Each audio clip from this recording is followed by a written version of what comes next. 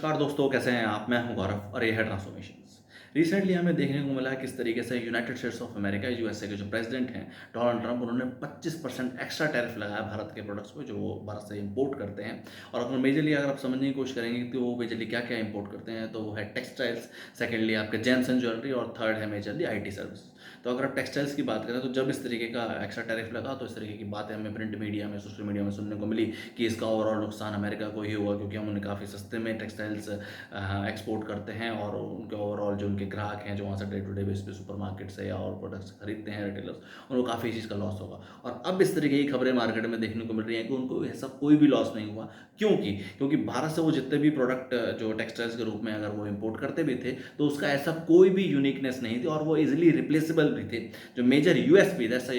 Unique selling proposition था वो ये सिर्फ और सिर्फ था कि चीप लेबर होने के कारण हम उनको मतलब सस्ते में कपड़ा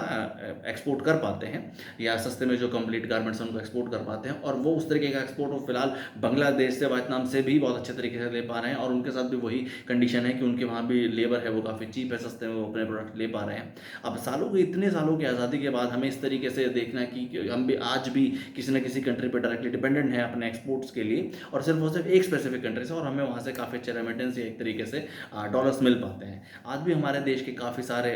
निफ्ट्स के जो National Institute of Fashion Technology है, National Institute of Fashion Design है, उनके बच्चे इस चीज़ को प्रेफर करते हैं कि वो अगर उनको इंटरनेशनल ब्रांड में, भले वो अमेरिकन ब्रांड हो, भले वो इटालियन ब्रांड हो या जर्मन ब्रांड हो, उसमें जॉब मिल जाए और उसके बाद वो उनके लिए डिज़ाइंस कर सकें उनकी क्लोथिंग को या टेक्सटाइल्स को, या इस तरीके के फील्ड में जाके, इंस्टेड कि अपने लिए खुद कुछ बिल्ड करना है या अपने देश के लिए कुछ ऐसा कुछ बिल्ड करना है, या मेड इन इंडियन प्रोडक्ट्स बनाना है, या मेड इन इंडिया ब्रांड बनना। आज भी उनका मेजर इस चीज़ में प्रेफरेंस रहता है कि किसी भी तरीके से वो किसी और देश में जाके अपने प्रोडक्ट एक्सपोर्ट कर सके और वहाँ से अच्छा उनका रेवेन्यू या रेमिटेंस मिल सके। ये समय है कि हम अपने लिए खुद के लिए कुछ ब्रांड बनाएं, हम अपने ऊपर खुद के ऊपर डिपेंडेंट हो, अपने पैरों पे खुद पे सही तरीके से खड़े हो पाए, ताकि हमें इस तरीके किसी भी कंट्री पर डायरेक्टली इनडायरेक्टली एक तरीके से